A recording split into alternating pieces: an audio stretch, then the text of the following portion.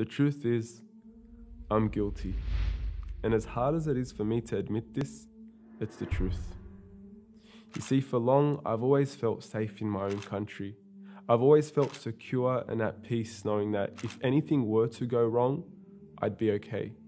And the sad part is, although I would often say that I'd feel safe because of my faith in Allah subhanahu wa ta'ala, deep down, the main reason I've felt safe was due to the fact that I live in a first world country, a country that has been ranked as one of the most livable places in the world.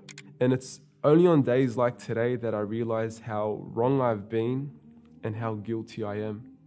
When supermarket shelves are empty, hospitals are at severe risk of overflowing well beyond their capacity, hundreds of thousands are losing their jobs, thousands are flocking outside welfare centres, entire cities are under lockdown, and our national economy is plummeting, do I finally realize how guilty I've been and how false this sense of security in my head really was. You know, I remember once seeing an image of an endless crowd of refugees in Syria lining up for food. And as sad as that scene was, deep down I had a sense of security knowing that would never happen here. Yet today, we're seeing a small glimpse of that scene manifest around the country.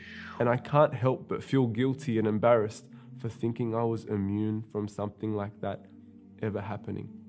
You know, Allah subhanahu wa ta'ala, He says in the Quran, أَأَمِنْتُمْ أَفَأَمِنْتُمْ أَمْ أَمِنْتُمْ.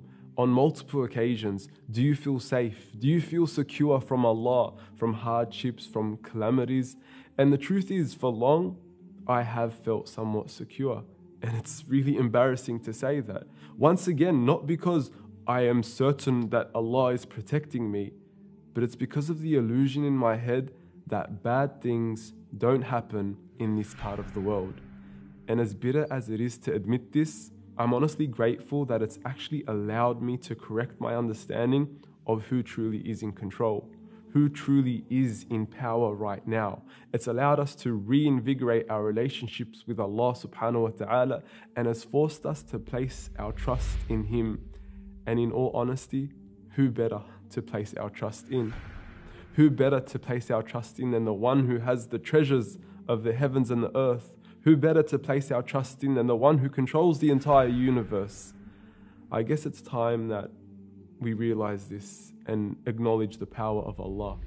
And above all, I think it's time we really start to humble ourselves.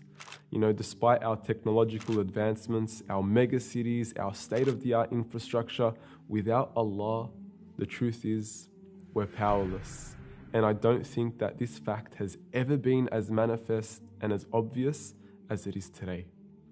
If ever there was a time to return to Him, it's now.